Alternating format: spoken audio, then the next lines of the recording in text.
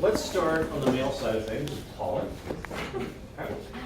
There are pollens being formed in the anthers.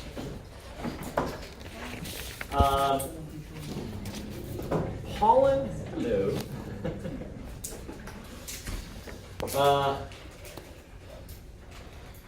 Pollen is unique to the plant. So I think I mentioned this before. But every plant has its own unique pollen. It's sort of a lock and key type mechanism, because what's going on here is, birds and bees are flying around, they're picking up pollen, and they're moving from flower to flower, but they're going to have, they don't just go to one specific plant, they go to all different kinds of plants. So they've got all these different pollen on their bodies. So when they land on a stigma, there are all these different pollens that land on that stigma. The flower has to somehow recognize the right pollen. So what's happened over time is pollens have developed these really cool surface structures and shapes, and you can go even deeper and go down to specific proteins that allow the stigma to recognize it as that's the right pollen. Consequently, this is kind of cool. Archaeologists or paleobotanists will use pollen to determine what plants were in an area at some point in the past. They'll actually go down and do core samples of lakes, and they can look and see in the strata of the lake over time how the ecosystem has changed, how the different plants have changed based on pollen. Yeah? So is a pollen grain a single cell, or is it a gathering of cells? It's a gathering of cells. Yeah, we'll get to that in a second. Yeah. Okay, good. So this is how the pollen gets formed. Inside of the anther, there's the microsporangium. Oh, time out. Okay? All right. All right. That microsporangium, this thing here, has many microsporocytes.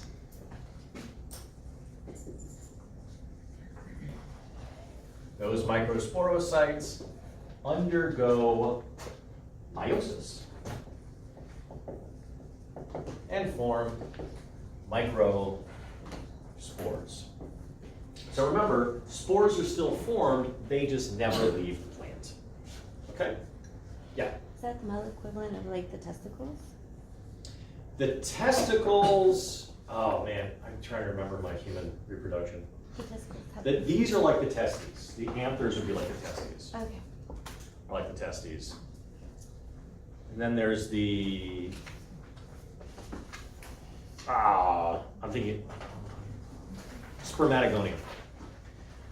So the microsporocytes, so the microsporangium is like the spermatogonium, which produces the spermatocytes, and the spermatocytes divide, and they go straight. So what happens in animals is the spermatocyte, thank you for bringing this up, the spermatocyte goes straight and makes the sperm. That's not what happens here. So we have meiosis. The microspore divides, the microsporocyte divides via meiosis. Remember, the product of meiosis is four haploid cells. We now have 4 haploid microspores. 4 haploid microspores, okay? And they are spores. They're not gametes. Those microspores then divide via mitosis, okay? And they form a multi-cell, only 2. They form up, but still multi-cell. They form a multi-celled, give me a fight. No, give me a fight.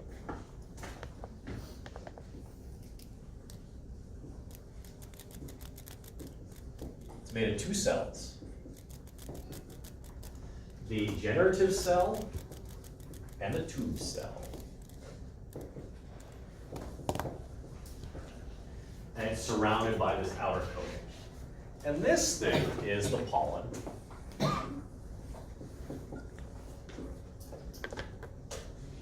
right. One of these cells, the generative cell, is going to divide and become the sperm. It's actually going to produce 2 sperm. The other cell, the tube cell, what do you think the tube cell does? It makes a, you guys are so smart. Okay.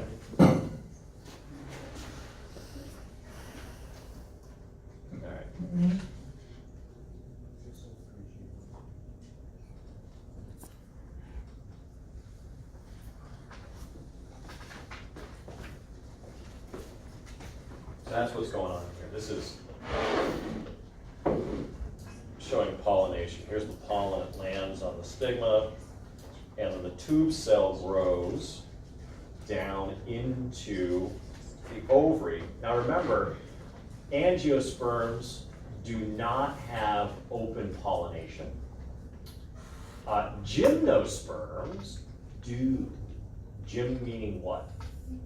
Naked, right? So what happens in a gymnosperm is the egg is actually exposed. Just go through it. And in the non-seed bearing plants, what's happening is that the gametophyte is releasing sperm. That sperm has to swim through water to get to the egg.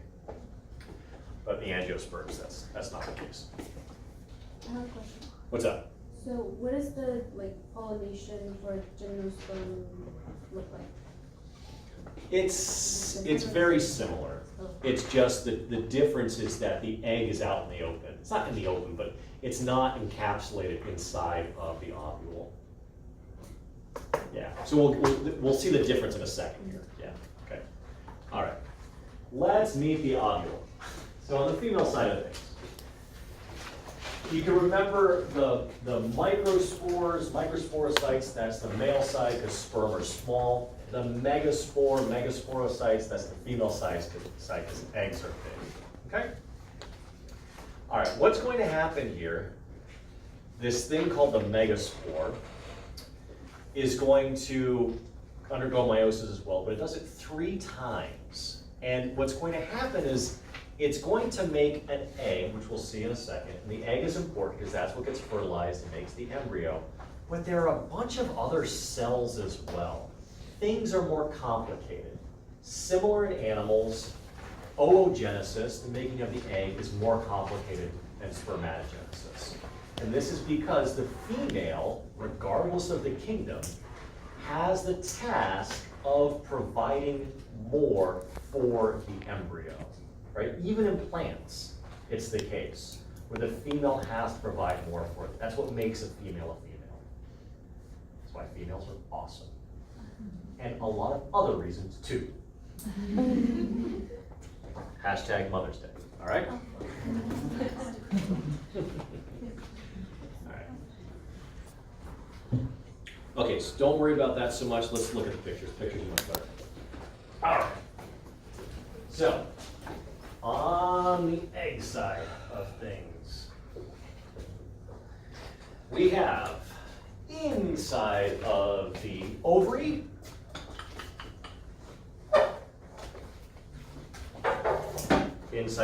we have the ovules, all right? Here's the ovary, there is the ovule. Inside of the ovule, we have the megasporangium, right? We have the microsporangium on the other side, we have the megasporangium here. Inside the megasporangium, we have the megasporocyte. Mega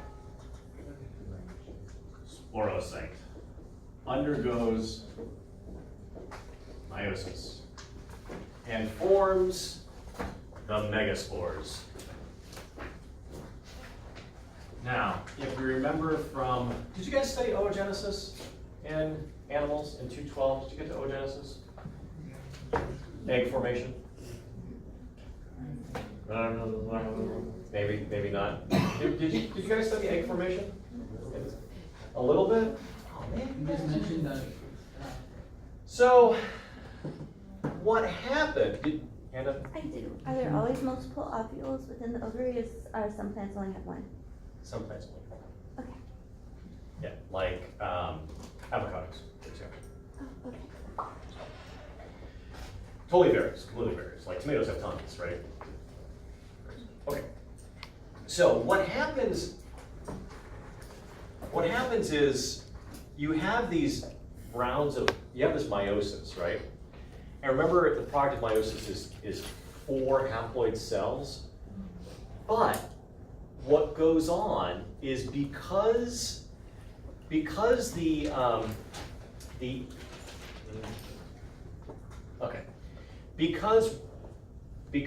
female is tasked with giving so many nutrients to the next generation, 3 of the products of meiosis just disintegrate.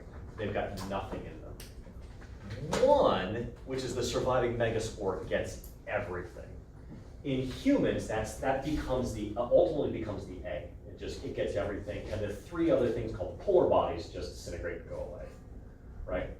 This is why for every round of meiosis in a female human, in a woman, you get only 1 egg, whereas in a male you get 4 sperm, right? And it's because so much of that other stuff, the mitochondria, right, you get from your mom, mitochondria, endoplasmic reticulum, all that other stuff, that has to get shunted into this thing, and this stuff is just gets disintegrated.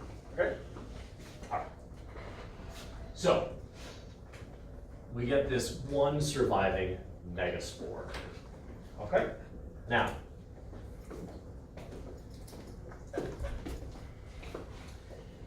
that megaspore does something really weird. It undergoes mitosis. And mitosis, remember, is a nuclear division mechanism. It undergoes mitosis, but it doesn't go through an even round of cytokinesis. You guys remember mitosis and cytokinesis? Okay. So what ends up happening is you get this funky female gametophyte, which has an egg, very important. It has these additional cells, but then in this middle cell here, you have a cell that has 2 nuclei. Has 2 nuclei. It's a what's the term? All right, does it say it there? Yeah, it just has 2. There's a term for that. It has a dinucleic. I can't remember or anyway, it's got 2 nuclei. So mitosis gives us the egg, very important, plus this other cell with 2 nuclei, okay? And then these accessory cells.